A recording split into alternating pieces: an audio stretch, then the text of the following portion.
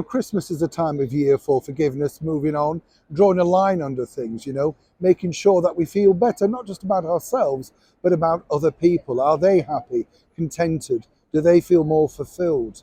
This particular story, though, is very baffling to say the least, because it's created a huge divide, not just here in the United Kingdom, across the Commonwealth, but mainly across the world, and it all centres upon this particular individual. That's right, the infamous Marlene Headley. And as the story's moved on, this isn't really the end of the story. As ever, let me explain. Hi, good morning, Neil Sean here in the very heart of London. Nice to have your company as ever. Hope you're all keeping well on this fresh and frosty day here in London. Nice to see you, as I say, truly. This picture here, take a look at this. That's right. This is a lady of, 60 plus years of dedicated royal service, inviting a lady who claims she was racially manipulated, abused at a recent event at Buckingham Palace, of which she wasn't actually invited to. She was simply a guest of someone else. Managed to turn this into a media storm, and then this particular lady, at 83 years old, had to do the public thing and make an apology. She didn't have to. It's in her, inbuilt grain, if you like. She's a lady of class, style, and manners. But if you look at the picture closely, and you look at exactly how Marlene is looking directly into camera, you can see this is truly not going to be the end of the story. A lot of people over here in the United Kingdom think this was a grave mistake. As we told you recently, both the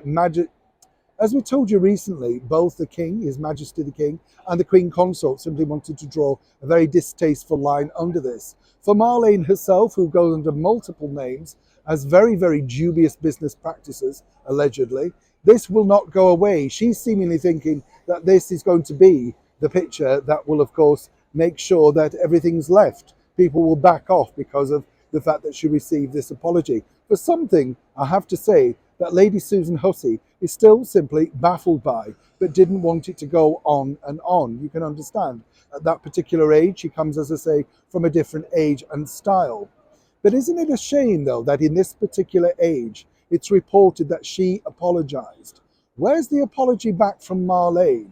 A very public apology, because whichever way you look at it, she actually made this lady's life a living hell for the last 2 weeks. But nothing from her, nothing in public at least. Wouldn't it be more gracious and graceful if she'd have put something on, social media saying, I accept Lady Hussey's apology, as I hope she accepts mine.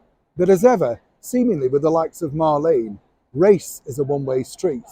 But for Marlene, it's simply not going to go away. Her particular company, which is called Sister Space, which only offers refuge to ladies of colour, really will be thoroughly investigated. And while she may disappear from the headlines, trust me, somebody somewhere will be keeping a very sharp eye on Marlene. And I'm not just talking, of course, about the Charities Commission, but people over here who truly feel that Lady Susan Hussey has a lot to be aggrieved for. But if she's happy and contented and can move forward with her life, we have to allow that. As for Marlene, the future is simply still incredibly dicey.